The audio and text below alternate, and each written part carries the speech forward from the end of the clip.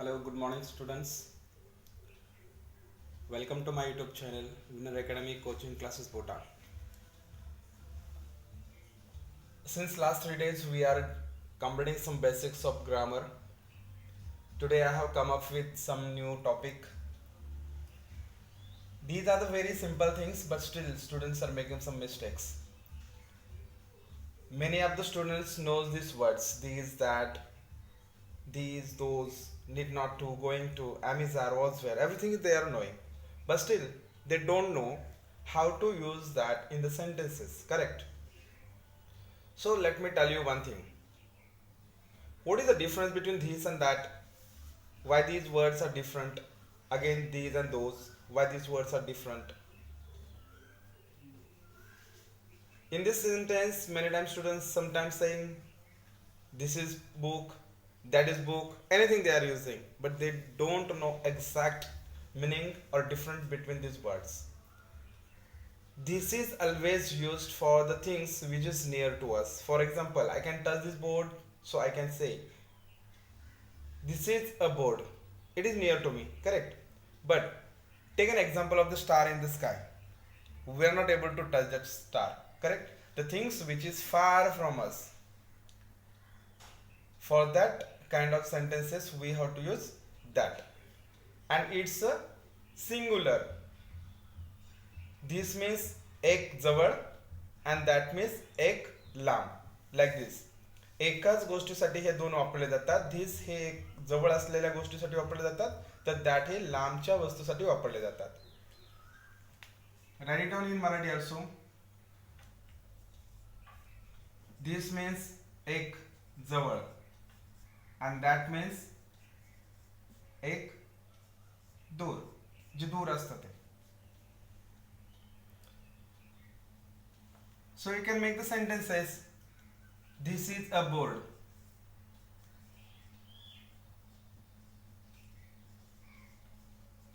The things which you can touch, that is near to you, you can use this word. And if the things that is not near to you, it is very far from you and you are not able to touch, you can use that. For example, that is a door, that is window, that is temple on the hill. Take an example of that. That is a temple on the hill. Hill means टेकडी. टेकडीवरती एक मंदिर आहे. So got the difference between this and that. This means what? The thing which is near to you but singular. एक वस्तू जी तुमच्या जवळ आहे ते. That it is used to indicate the thing which is far from you. म्हणजे एक वस्तू जी तुमच्यापासून खूप दूर आहे, अशा प्रकारच्या वस्तूंसाठी तुम्हाला that हा शब्द वापरायचा असतो. Okay, so use this word for the things which is near to you and it is for far from you. Okay, now next, these and those. What is difference between these and those? Actually, this is the plural of these and that.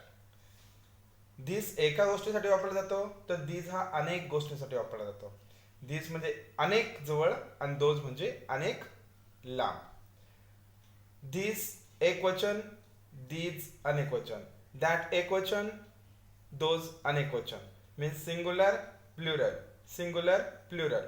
मला जर सांगायचं आहे की खूप board आहेत, किंवा मला असं म्हणायचं आहे माझ्याजवळ खूप पेन आहेत. नाव if only one, I can say this is a pen, but now many pens are there, so I can say these are pens. What I can say? These are pens. If I am having many notebooks, I can say these are notebooks, and use plural word only.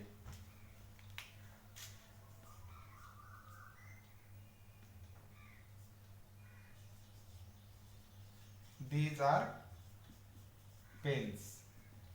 Use plural word. These are notebooks. Suppose I have to indicate the things which is far from me. माझ्यापासून खूप दूरवरच्या वस्तू आहेत त्या मला दाखवायच्या जर असतील, अनेक वस्तू दाखवायच्या असतील, जसं मला स्टार्स म्हणायचं आहे, खूप तारे आहेत आकाशामध्ये, ते खूप दूर आहेत आपल्यापासून, अशासाठी मी वापरू शकतो those.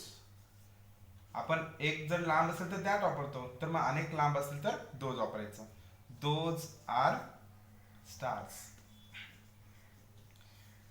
If you see both sentences here and here, singular, in the singular sentences I used a word, but here you cannot find it. What is the difference? Why I didn't write here a? Actually, when a is indicate the thing is only one, a हा असं दाखवतो की त्या वाक्यामध्ये एकच गोष्ट आहे.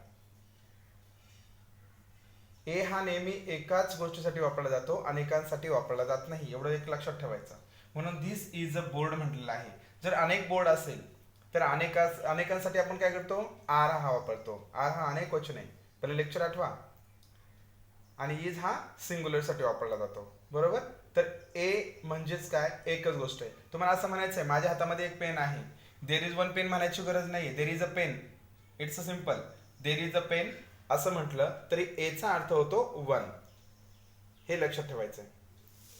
फरक कळेल. दीज म्हणजे अनेक, जे जवळ आहेत ते नेहमी प्लुरल शब्द आला पाहिजे. ह्या छोट्या छोट्या ग्रामॅटिकल एरर आहेत.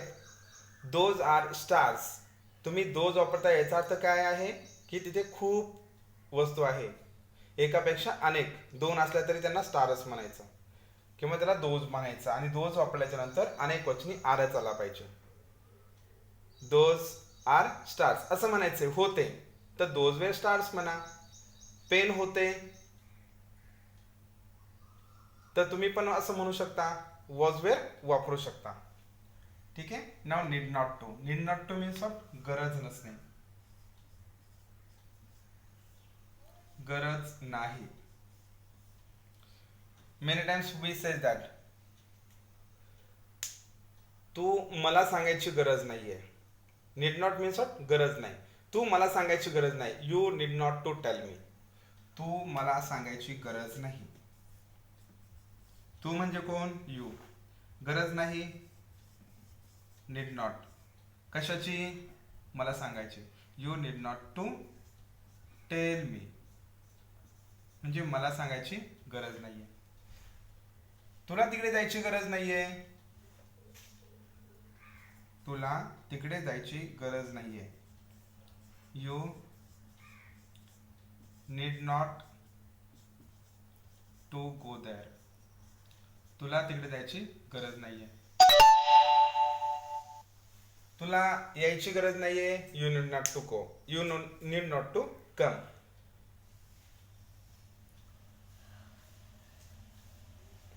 अशा प्रकारची नीड नॉटची वाक्य तुम्हाला बनवायची आहेत. नीड नॉट मीन्स व्हॉट, गरज नाही. He need not to, he needs not to come with me, त्याने माझ्यासोबत यायची गरज नाहीये. She need not to waste her time, तिने तिचा वेळ वाया घालवायची गरज नाहीये. So like this need not to means what, गरज नाही. Now next sentences going to. Going to means what, करणार आहे. आहे means what, am is are. होतो means was were. For example, मी गाडी खरेदी करणार आहे. I am going to purchase a car. मी मोबाईल घेणार आहे. I am going to buy a new mobile. Going to means what, करणार आहे. For example, many times when you are going to give a speech on some topic, ज्यावेळेस तुम्हाला speech द्यायचं होतं त्यावेळेस तुम्ही म्हणू शकता I am going to speak on that topic. मी ह्या विषयावरती बोलणार आहे. म्हणजे जी गोष्ट आपण येणाऱ्या वेळेमध्ये करणार आहे त्यासाठी आपल्याला गोइंग टू हे एक्स्ट्रा ग्रामर पार्ट आहे टेन्सेसच्या व्यतिरिक्त.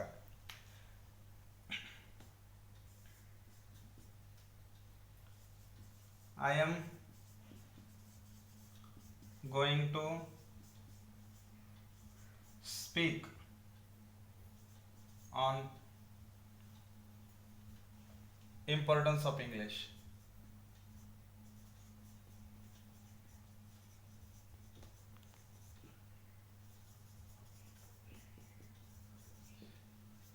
Means करणार आहे.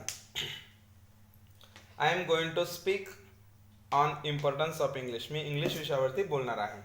I am going to give you some ideas. मी तुम्हाला काही आयडियाज देणार आहे. म्हणजे येणाऱ्या वेळेत काही करणार आहे असेल तर आम्ही जर वापरायचं. तर हेच तुम्हाला असं म्हणायचं आहे, मी बोलणार होतो, मला कोणी चान्स दिला नाहीये. होतो means what, was were. So you can say I was going to speak on importance of English. मला इंग्लिश विषयावरती मी बोलणार होतो, परंतु मला कोणी चान्स दिला नाही. किंवा I was able to purchase a new car. मी एक नवीन कार विकत घेणार होतो, परंतु ते मला जमलं नाही. म्हणजे एखादी गोष्ट करणार होतो हे सांगण्यासाठी आपल्याला काय करायचं आहे, वॉज वेअर वापरायचं आहे.